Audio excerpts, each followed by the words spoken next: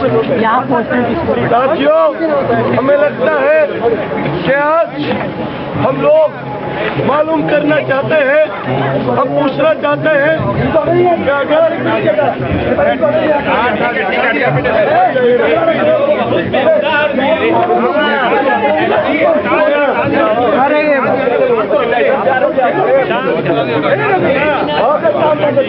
साथियों प्लीज बात को चलने दीजिए, प्रोटेस्ट को कंटिन्यू करने दीजिए। हमें प्रोटेस्ट लंबे समय तक चलाना है और हमें लगता है कि कोई भी अगर हमें समझदारी देता है तो हम पर्याप्त समझदार हैं ये तय करने के लिए कि हमें क्या करना है, क्या नहीं। हम किसी और से अनुमति नहीं लेना चाहते। हम जानते हैं हमारे क्या अधिकार है। अगर हमें समझाया जाता है आप एक कदम पीछे हटिए, हम कहना चाहते हैं रद्द करिए आप सपा को। हम कहना चाहते हैं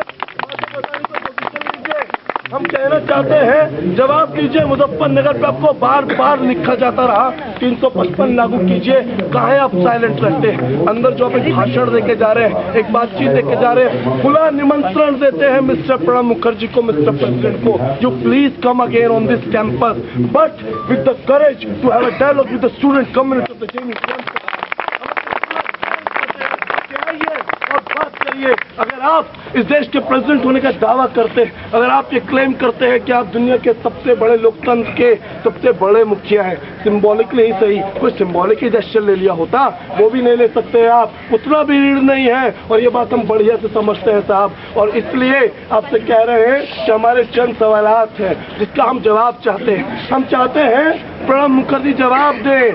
1996-97 में बिहार के अंदर बाटे बथानी नरसंहार होता है। अभी जब हम यूनियन की तरफ से जाते हैं आज इस डेट के अंदर क्या स्थिति उस जगह की, तमाम पॉलिटिकल लोग आते हैं लेकिन कुछ नहीं होता है। आज इस साल जब हाई कोर्ट का वर्डिक्ट आता है तमाम लोग को छोड़ दिया जाता है। उस वक्त एक प्रेसिडेंट थे के नारायणन, वो बोलते हैं this incident was a national shame, but एक ये साहब है जो अंदर भाषण दे रहे हैं खामोशी इख्तियार कर लेते हैं। हम पूछना चाहते हैं कि 4 बार हम लोग गए मुजफ्फरनगर का राइट्स विक्टिम के साथ में बातचीत करने के लिए। आज इतनी ठंड में हम में से बहुत सारे लोग जैकेट पहन के, कपड़े पहन के यहाँ मौजूद हैं। जब रात में सोते हैं तो हीटर जला लेते हैं। 40,000 लोग प्लास्टिक शीट के नीचे सरवाइव कर रहा है। जवाब दीजिए,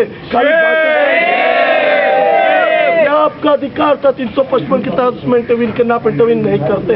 हम आपसे पूछना चाहते हैं, आज आप जरूर यूनिवर्सिटी के अंदर आए हैं, जरूर चंद बातें आप एजुकेशन पे बोल के जाएंगे। हम मालूम करना चाहते हैं, यही थोड़ी सी दूरी पर दिल्ली यूनिवर्सिटी है, दिल्ली विश्वविद्यालय है, FIUP लागू हुआ था, एक रिप्रेजेंटेटिव आपका भी था, कहाँ पे खड़ा था FIUP के पक्ष में, और दिल्ली के तमाम छात्रों ने एक जोरदार तमाचा मारा और बताया कि FIUP लागू करने का क्या अंजाम होता है, हमें दिखाई देता है आज दिल्ली यूनिवर्सिटी के अंदर। ये बात प्रणब मुखर्जी को समझनी चाहिए। हम पूछना चाहते हैं, पिछले 9 साल से आज 9th year of the people struggling in Govindpur, the people who are struggling in ढिंकिया। आज 9 साल से महिला और बच्चे अपनी जमीन के लिए लड़ रहे हैं। एक साउथ कोरियन प्रेसिडेंट घूमने के लिए इंडिया चले आते हैं, पॉस्को कंपनी को क्लियरेंस दे दिया जाता है। कहते हैं सारी कंपनियों को क्लियरेंस नहीं दे रहे हैं, एक टुकड़े को क्लियरेंस दे दिया है, और टुकड़ा टुकड़ा में पूरी कंपनी को।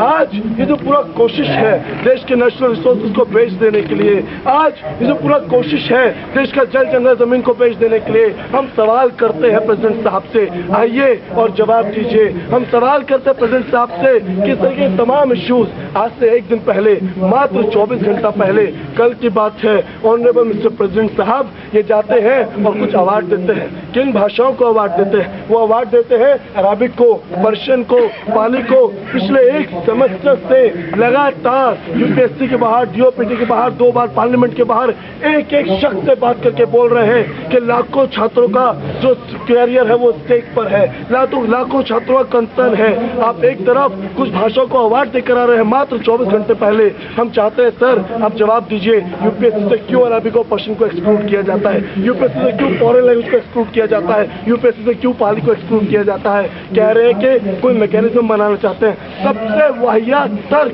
हम उस जगह से मिलते हैं। हम चाहते हैं आए ओपन स्पेस में प्रणब मुखर्जी और हमारे कंसर्न को सुने, हमारे क्वेश्चन को सुने जो छात्रों के जेन्युइन कंसर्न है। हम प्रणब मुखर्जी साहब से पूछना चाहते हैं कि अगर आप आज स्पेस में आके अपनी बातचीत रख रहे हैं, तो एक बात जान लीजिए, अगर आप जेएनयू के अंदर आते हैं, आप अगर छात्र समुदाय के बीच में आते हैं, तो कम से कम पूरी दुनिया में जहाँ जहाँ पर भी छात्र मौजूद हैं, उन्होंने बार बार इस बात को एस्टैब्लिश किया है कि हम लोग अगर हमारे बीच में आप आएंगे तो कुछ सवाल रखेंगे जिसके लिए आप आंसरेबल हैं और आपको जवाब दे के जाना चाहिए। बहुत शर्म आती है कहते हुए, ये देखते हुए कि हमारे देश के प्रेसिडेंट साहब आएंगे, एक लिखा लिखाया भाषण पढ़ेंगे और जाने कौन लिखा होगा देके चले जाएंगे। उससे संतुष्टि नहीं है सर हमें। हम चाहते हैं कि अगर आप वो दावा करते हैं राष्ट्रपति होने का, अगर आप तमाम बातें बोलते हैं, तो आइए खड़ा होइए हमारे साथ में, सुनिए हमारे कंसर्न को, सुनिए जो आप दावे कर रहे हैं कि आज इंडिया एक यूथ कंट्री है, एक यूथ नेशन है, यूथ की समस्याओं पे बात कीजिए। चलिए हम बात करना चाहते हैं डेथ पेनल्टी पर, हम बात करना चाहते हैं तुर्कों के साथ में आपने क्या किया, हम बात करना चाहते हैं आपका क्या पोजीशन, हम बात करना चाहते हैं यूथ का क्या पोजीशन है।